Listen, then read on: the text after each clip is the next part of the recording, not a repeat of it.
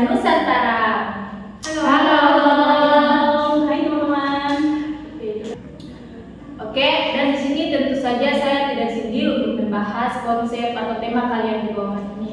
Di sini saya sebagai pemandu podcast kali ini, tentu saja saya bersama keempat narasumber saya yang bisa dibilang wah banget dalam membahas podcast kali ini.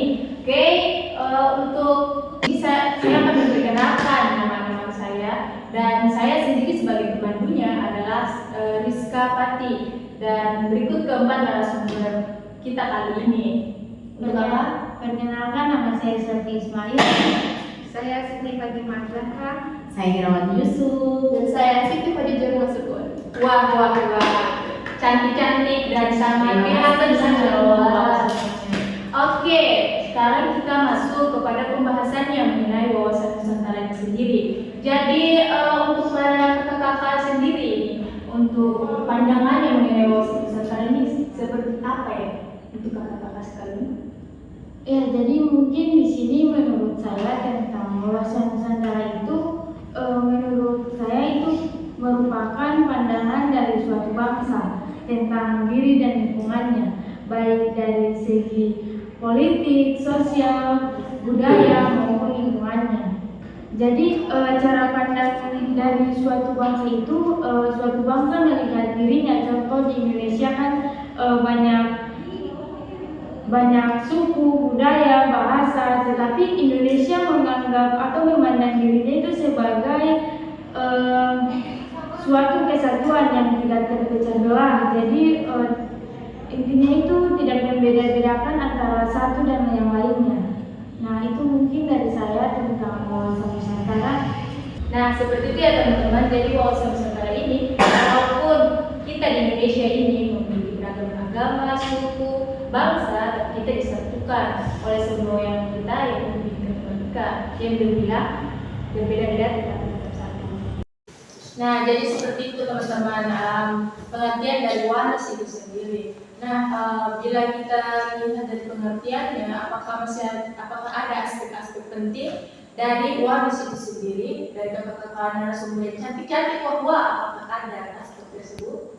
Oke, jadi dari yang ditinjau ada beberapa aspek di mana ada terdapat 4 di mana yang tersebut. Yang pertama adalah perwujudan wanus sebagai sosial budaya. Di situ masyarakat Indonesia harus memiliki kemajuan yang merata, termasuk budaya Indonesia yang kaya dan bebas terhadap budaya asing yang datang agar tidak bertentangan. Oke, pada aspek kedua itu perwujudan wanus sebagai satu kesatuan pertahanan keamanan, di mana ancaman bagi satu daerah adalah ancaman bagi seluruh bangsa. Maka masyarakat Indonesia atau warga setempat harus ikut serta dalam pertahanan negara tersebut. Kemudian ada aspek ketiga yaitu wanus sebagai penjabaran Pancasila. Jadi falsafah Pancasila adalah pandangan hidup bangsa Indonesia dan wawasan Nusantara yang menjadi landasan utama untuk mewujudkan kesatuan aspek kehidupan nasional.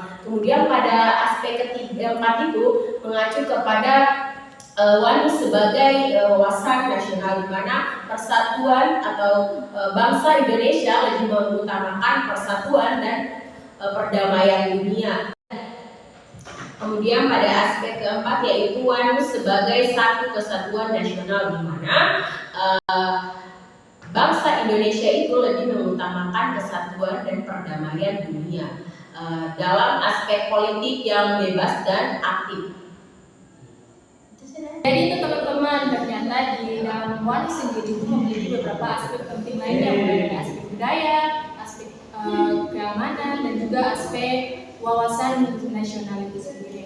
Nah, dan sekarang saya ingin menanyakan dari pendapat Kakak Ida sendiri, apakah masih ada aspek lainnya, aspek penting lainnya mengenai wawasan Nusantara ini? Ya, baik, tentu saja masih ada satu aspek dari saya, yaitu wanus sebagai penjabar Pancasila. Kalau kita berbicara tentang wanus sebagai penjabar Pancasila, itu sebenarnya terkait dengan nilai Pancasila yang diterapkan dalam kehidupan. Karena Pancasila bukan hanya sebagai negara, tetapi juga sebagai pandangan hidup bangsa Indonesia, dan itu sudah terbukti dari sejak awal perjuangan hingga sampai sekarang. Nah, konsep wawasan Nusantara itu berpangkal dari sila pertama. Kemudian memunculkan hakikat misi manusia yang terjabarkan dari sila-sila berikutnya. Kemudian menjual cara kita untuk bagaimana cara pandang kita tentang manusia dan kehidupan berbangsa. Nah, jadi wawasan Nusantara ini wujud nyata dari Pancasila karena ini sebagai pedoman dalam kehidupan nasional, politik, sosial budaya, serta pertahanan dan keamanan dengan satu tujuan utama yaitu menjaga persatuan dan keutuhan bangsa Indonesia. Nah, jadi seperti itu ya Kak Ida. Jadi ada juga aspek mengenai penjabaran Pancasila di mana aspek ini mengimplementasikan nilai-nilai yang ada di dalam Pancasila terhadap Puan itu sendiri. Dan juga ternyata masih ada juga satu aspek penting lainnya mengenai aspek kesatuan ekonomi teman-teman. Jadi kekayaan di Nusantara ini baik secara potensial maupun efektif itu adalah modal milik bersama untuk memenuhi kebutuhan di negara kita ini. Dan juga untuk mengenai tingkat perkembangan di Nusantara ini itu harus seimbang dan selaras di seluruh daerah tanpa membedakan ciri khas daerah tersebut, tanpa membedakan atau tanpa melihat ciri dari daerah dan latar belakang daerah tersebut. Dan untuk kehidupan perekonomian sendiri itu diselenggarakan sebagai suatu asas kekeluargaan. Menjadi seperti itu. Nah, kita kan sudah membahas mengenai aspek-aspek penting yang ada di wawasan Nusantara ini. Jadi sebenarnya dan untuk lebih mendalami, saya bertanya nih, bagaimana ya? Apa ajaran dasar mengenai wawasan Nusantara ini atau tujuannya? Bahkan apakah ada dasar hukumnya mengenai wawasan Nusantara ini? Untuk kakak-kakak sekalian, kakak-kakak yang narasumber yang saya yakin bahwa mengenai wawasan Nusantara ini sendiri. Nah, kalau berbicara soal wawasan Nusantara itu tidak muncul tiba-tiba ya teman-teman. Ada akadnya. Yang pertama itu ada landasan ideologi, yaitu Pancasila. Pancasila ini bukan cuma pajangan di kelas, tapi Pancasila ini adalah cerminan nilai keseimbangan dan keselarasan, yang dimana di sana terdapat kekeluargaan dan kearifan untuk membina kehidupan bangsa kita. Yang kedua ada landasan konstitusional, yaitu Undang-Undang Dasar 1945. Ini adalah pokok kita. Ya, tujuannya supaya kita lebih mengutamakan kepentingan nasional di atas kepentingan pribadi, golongan maupun suku bangsa. Tetapi kepentingan pribadi dan suku bangsa ini kita hapus, tetap diakui dan dihormati selama kepentingan itu tidak bertentangan dengan kepentingan masyarakat banyak dan kepentingan nasional. Seperti itu. Oke, jadi itulah pembahasan seru kita mengenai wawasan Nusantara, mulai dari pengertiannya, aspek-aspek penting di dalamnya, bahkan dasar-dasar hukum yang ada di dalamnya, dan juga untuk apa kita belajar ini.